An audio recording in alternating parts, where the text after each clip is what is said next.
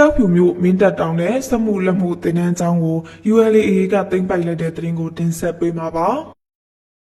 ရခိုင်ပြည်ကြောက်ဖြူမျိုးတိုက်ပွဲမှာမင်းတပ်တောင်စခန်းနဲ့စက်မှုလက်မှုတင်နန်းကျောင်းစခန်းတစ်ခုကိုလက်နက်ခဲယမ်းတွေနဲ့အတူ ULA ကသိမ်းပိုက်လိုက်တယ်လို့သတင်းရရှိပါတယ်ကြောက်ဖြူမျိုးမင်းတပ်တောင်ပေါ်မှာရှေ့ကုတ်ယူထားတဲ့စစ်ကောင်စီစခန်းနဲ့အဲ့ဒီအနီးကစက်မှုလက်မှုတင်နန်းကျောင်းမှာကင်းပုံးချထားတဲ့စစ်ကောင်စီစခန်းနှစ်ခုကိုတော့မေလ19ရက်နေ့ကတင်ပိုက်လိုက်တာဖြစ်တယ်လို့စီးသတင်းအရင်းမြစ်ကအတည်ပြုပါတယ်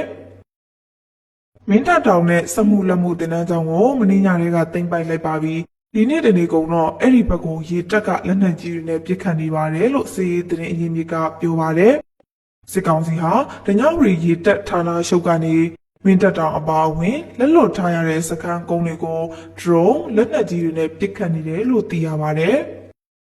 အဲ့ဒီစခန်းတွေကစစ်သုံးပန်းတွေလက်နက်ခဲယမ်းတွေကိုတော့အာရခတပ်တော်ဘက်ကထိန်းသိမ်းလိုက်ပြီးမင်းတပ်တောင်တဝိုက်ကိုနေမြေရှင်းလင်းရေးတွေလုပ်နေတယ်လို့ဆိုပါတယ်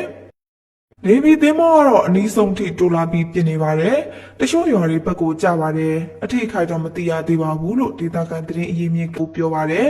။ကြောက်ဖြူစစ်မြေပြင်မှာခမာယာ